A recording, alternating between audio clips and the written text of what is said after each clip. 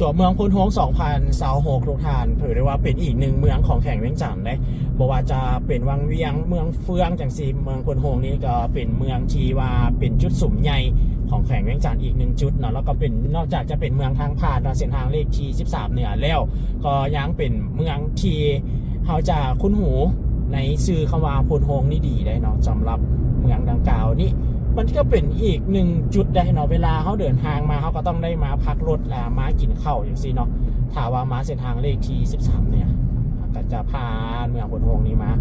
วิดีโอนี้ครับจะออกจากเมืองพนทงไปที่เมืองเฟืองนะก็คือผ่านเส้นทางเลขที่13เนี่ยนี่อันนี้ก็คือมันจุดเปลี่ยนเส้นทางทางด้านหน้านี่ถ้าว่าเขาจะไปเมืองแก้วอุดมไปนะต่างกับเข้าทางด้านนี้เนาะ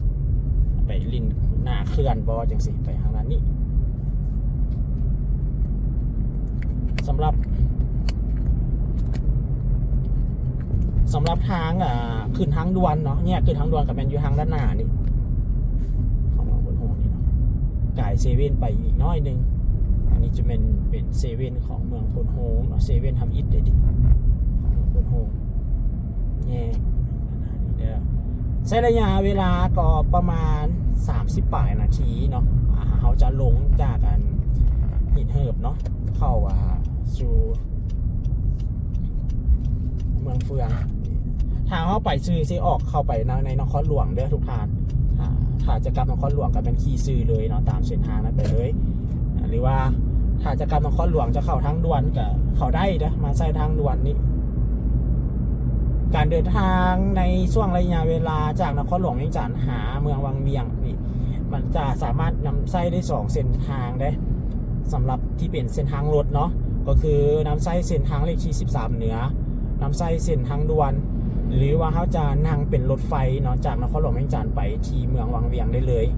ก็ได้เดินทุกทางเนาะมันก็จะมี3รูปแบบในของการเดินทางนี่อันนี้จะเป็นทางด่วนทางด้านหน้า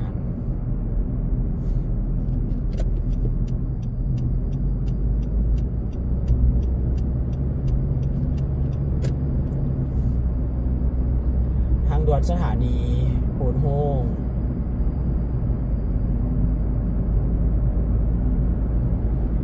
สำหรับสถานีทางด่วนนี่ก็จะมีหลายๆสถานีแต่ไม่ได้มีแต่อันนี้เนาะก็จะมีจุดขึ้นของแต่ละสถานีที่แตกต่างกันไปเดี๋ยวมาเบิ่งว่าค่าผ่านทางเนี่ยมันจะเท่าไหร่เนาะในการนำใส่สุด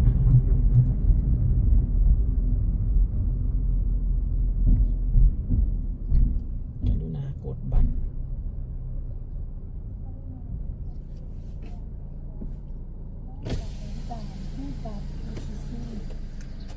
กรุณาขับสายให้ทางเดินทางเพื่อจัดการ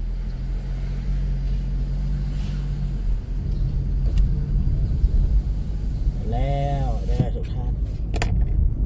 มาเบิ่งน้ำกัดเนาะบรรยากาศแล้วก็กินอายอันนี้จะแม่นเป็นลักษณะเนาะของเส้นทางด่วนในลาวเนาะเป็นการลงทุนเนาะของนักธุรกิจร่วมโดยเฉพาะการลงทุนจากจีนเนาะเป็นว่าทางด่วนลาวจีนนั่นเองวังเวียงเขาจะนำไส้เส้นทางที่บอกว่าไปวังเวียงนั่นเองเนาะสำหรับเส้นทางที่เขาสีไปเมืองเฟืองนั่นเองก็เข้ามานี่เลยความไวกับหากเขาใช้ความไวหลายเอาการแลนแล้วเนาะเส้นทางจุดนั้นไปเลยจุดนั้นครับแคบเข้ามาเนาะจะมีร้อยซาวการนำไส้ความไว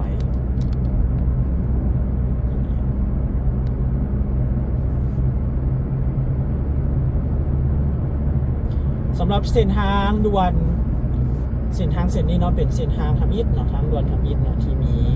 ในสปป.ลาวแล้วก็เส้นทางที่2กำลังที่จะมีการก่อสร้างอยู่ในปัจจุบันนี้จะเป็นเส้นทางด่วนลาวเวียดเนาะ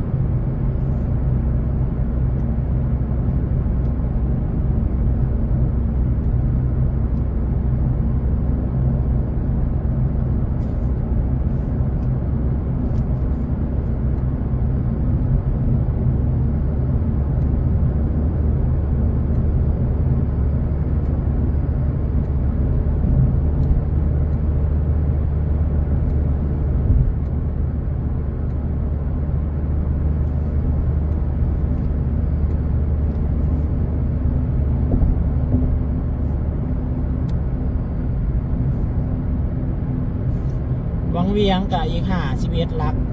วังคี34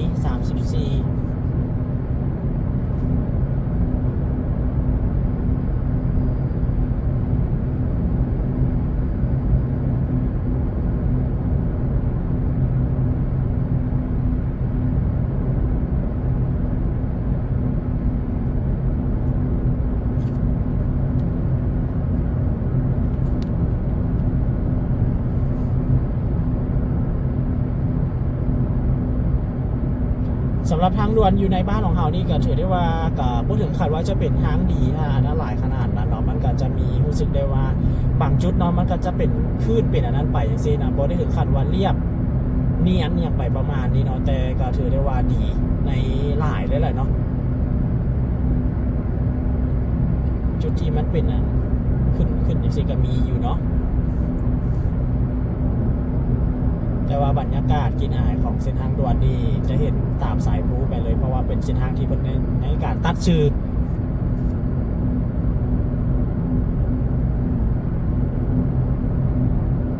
อ้ายนะโอ้อายเมาห้ามขับ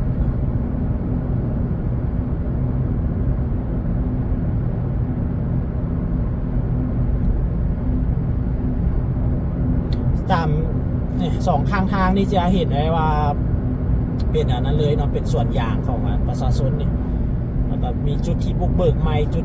บุกเบิกเก่าก็จะมีในส่วนอย่างนี้เนาะตามสายทางไป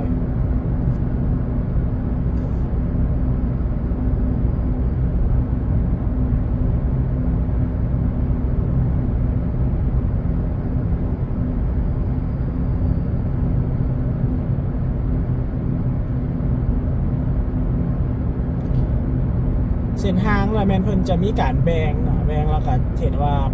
ปลูกต้นไม้เนาะใส่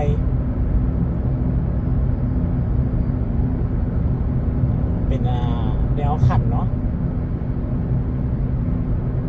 เส้นทางก็จะเรียบไปประมาณนี้เลยสำหรับเส้นทางออกจากโพนโฮงเนาะไปหาวังเวียงก็51หลักได้เนาะเบิ่งจากป้ายบอกทาง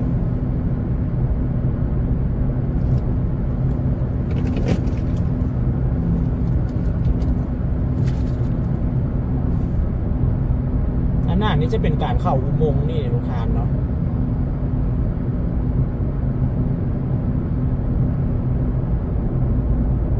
รีบผ่อนเข้าไว้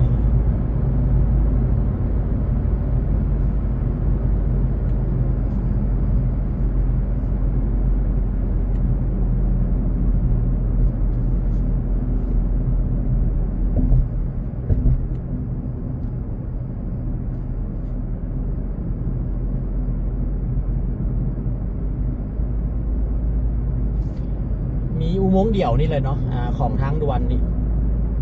ก่อนที่เขาจะฮอดวังเวียงนี่ก็ต้องผ่านอุโมงค์ทางด้านจุดนี้ก่อน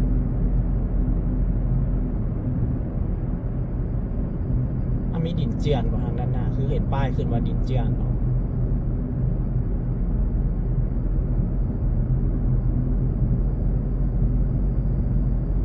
อุโมงค์ตัวนี้มันมีความยาว875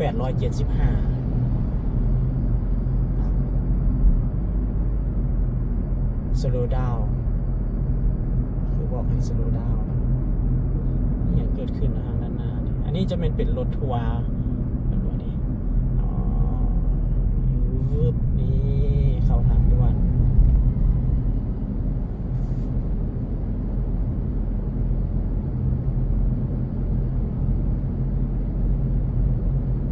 เป็นอุโมงค์ทางด่วนนั่นภูผาเนาะของเมืองพนโฮงนี่แหละกายจากนี้ไปถ้าว่าไปตามเส้นทางเก่าฮะนะออกจากภูผานี่กายจากภูผาไปแล้วมันก็จะแม่นเข้าสู่น้องหินเหิบแล้วเนาะ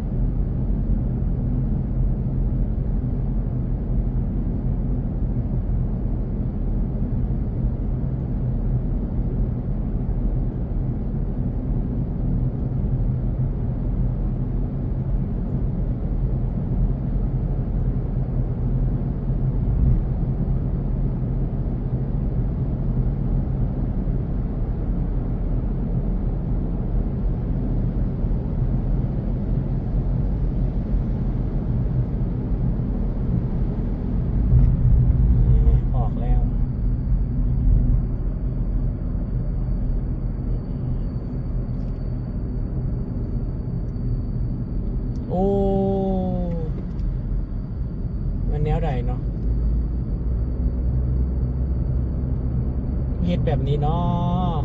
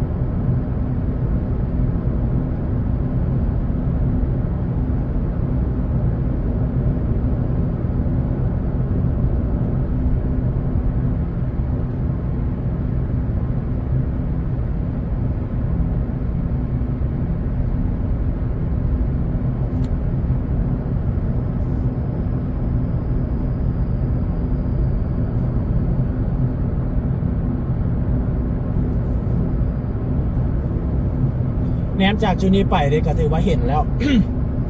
โอ๊ยขอโทษนะทุกท่านเห็นสายภูแล้วภูใหญ่ๆสูงๆหมดเลยเนาะนี่หินเหิบใกล้ซิฮอดแล้วเนาะใกล้ฮอดสถานีหินเหิบอีก2 ลักเนาะข้าพเจ้าสิลงสถานีหินเหิบนี่ถ้าไหนที่จะมาเที่ยวเมืองเฟืองนี่เบิ่งนี่เนาะมาลงหินเหิบนี่เด้อทุกท่านเนาะหินเหิบออกจากถ้าว่าเฮามาตัวเส้นทาง13เหนือเนาะ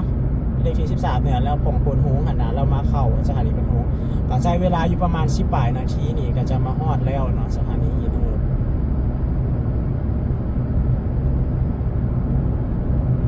ทางออกทางแยกทางด้านหน้านี่ประมาณ16 นาที ตอนนี้นะคะเราก็ได้เดินทางมาถึงแล้วนะคะสถานีหินเหิบนะคะก็จะอยู่ประมาณ 10 กิโลเมตรนะคะ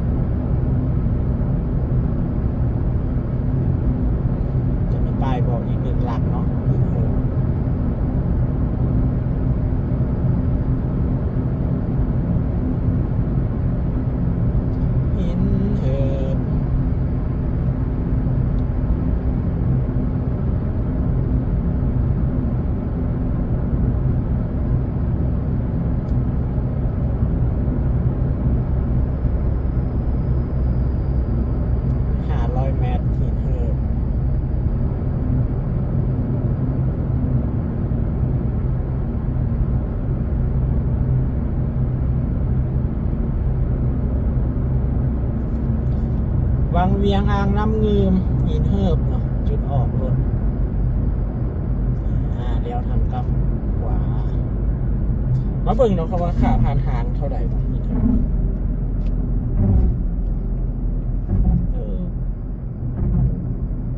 ทางออก74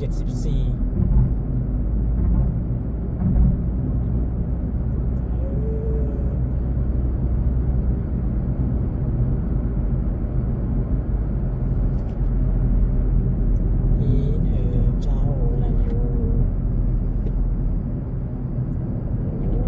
โค้ง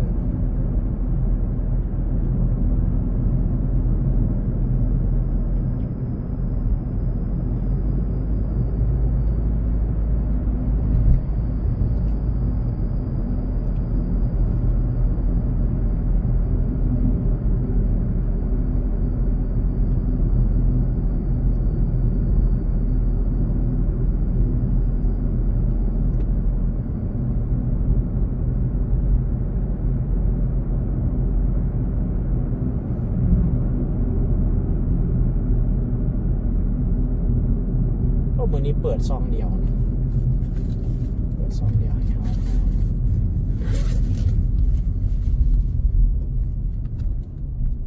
ทานเขาได้สั่งน้ำหนักพร้อมได้ดีทุกทานมาเบิ่งแล้วรถกิ่งเนาะเท่าไรเนาะค่าผ่านทางจุ๊บ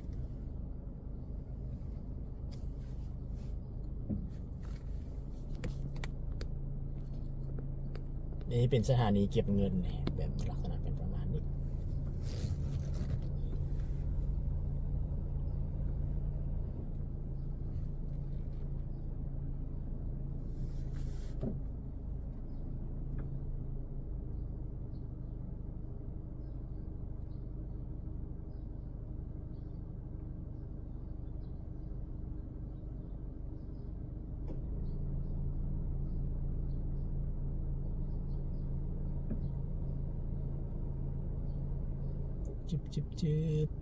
จึบแต่ละสถานีนี้ก็จะมีจุดสอบถามจุดอะไรต่างๆเนาะแตกต่างกันไปคนจะไปลงหลายแล้วไหม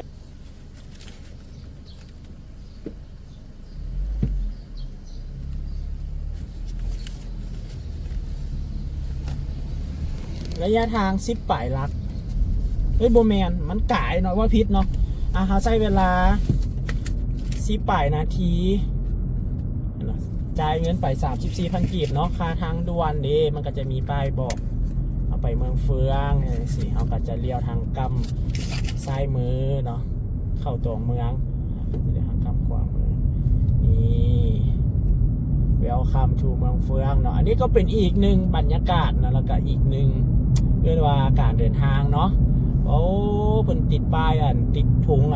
นี่ตะไก่เลยเนาะตอนหับตะไก่เลยนี่เลือกแท้ Welcome to